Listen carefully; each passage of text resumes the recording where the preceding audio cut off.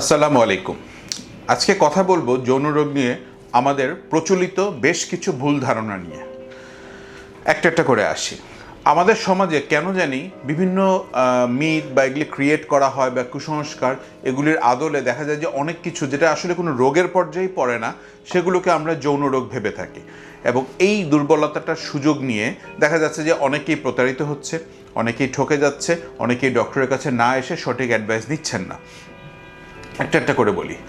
অনেক অবিবাহিত পুরুষই মনে করে যে তাদের বোধহয় স্বপ্নদোষ হচ্ছে বা তাদের মর্নিং ইরেকশনটা হয়ে আবার নরম হয়ে যাচ্ছে, তারা বোধহয় যৌনভাবে দুর্বল কিংবা তাদের বোধহয় দ্রুত বীর্যপতনের সমস্যা হতে পারে। একটা কথা স্পষ্ট করে বলি, আপনি যতদিন না পর্যন্ত বিবাহ করছেন ততদিন না পর্যন্ত আপনি প্রিম্যাচিউর ইজাকুলেশনে ভুগছেন, ইরেকটাইল ডিসফাংশনে ভুগছেন, এটা আসলে বলা যাবে না। এটা হতেই পারে, এটা খুবই স্বাভাবিক। আপনি বিয়ে করলে দেখা যাবে প্রথম অবস্থায় আস্তে আস্তে আস্তে আস্তে আস্তে ধীরে ধীরে সময় যেতে যেতে দেখা যাবে আপনার পারফরমেন্স ঠিক হয়েছে। আর যেটা আমরা মনে করে থাকি যে স্বপ্নদোষ হচ্ছে, স্বপ্নদোষ না হওয়াটা কিন্তু অস্বাভাবিক। স্বপ্নদোষ নিয়ে দেখা যাচ্ছে অনেক পুরুষ অনেক ডক্টরের কাছে যাচ্ছে বা বিভিন্ন কারণে ওষুধ খাচ্ছে, বিভিন্ন অযথা টেস্ট করছে, এগুলো আসলে কোনো প্রয়োজন নেই। স্বপ্নদোষ একটা অবিবাহিত পুরুষের মাসে 2 থেকে 3 বার হবে, এটাই স্বাভাবিক, এটা একেবারে মাথায় রাখবেন। দ্বিতীয় যে মিথটা বা কুসংস্কারটা আমাদের সমাজে প্রচলিত রয়েছে সেটা হচ্ছে পুরুষদের আগামোটা গোড়া চিকন একটা সমস্যা।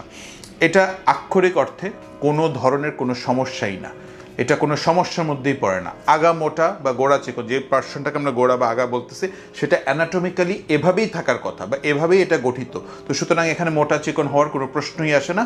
এটা নিয়েও আপনারা কোনো দুশ্চিন্তা করবেন না এবং সাইজ নিয়েও কোনো দুশ্চিন্তা করার কোনো প্রয়োজন নেই, যতক্ষণ না পর্যন্ত আপনার পেনিসটা বাড়ির থাকে অথবা একেবারেই দেখা যায় না, একেবারেই দেখা যাচ্ছে ভিতরে ঢুকে যাচ্ছে, সেই পর্যায়ে পর্যন্ত দেওয়া ছাড়া আপনার এটা নিয়ে খুব একটা দুশ্চিন্তা করবেন না।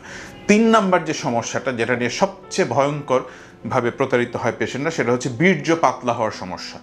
এই বীর্য পাতলা বা ঘন, এটা কিন্তু আসলে কোনো রোগ না। আপনার বীর্যতে দেখা যাচ্ছে মাইক্রোস্কোপের নিচে কতটুকু আমাদের স্পার্মের সেল আছে বা মটিলিটি কীরকম বা মরফোলজি কীরকম বা অ্যাবনর্মাল সেল আছে কিনা, এগুলি হচ্ছে আসল। Amount 2 to 5 ml is normal, but এটার মাইক্রোস্কোপিক পিকচারটা আসল। বীর্য ঘন বা পাতলা হওয়া কিন্তু কোনো রোগ না, বরঞ্চ বীর্য যদি অতিরিক্ত ঘন হয় সেখানে সিমেন বা স্পার্মের চলাচল বা মটিলিটি কিন্তু কমে যায়, সেটা কিন্তু বাচ্চা কাচ্চা হওয়াতে এক ধরনের অন্তরায়। তো সুতরাং বীর্য পাতলা ঘন হওয়া, আগামোটা গোড়া চিকন, স্বপ্নদোষ হওয়া, এগুলো কোনোটাই কোনো অসুখ না। প্লিজ এগুলির জন্য আপনারা বিভ্রান্ত হবেন না এবং অযথা এদিক ওদিক দৌড়াদৌড়ি করবেন না।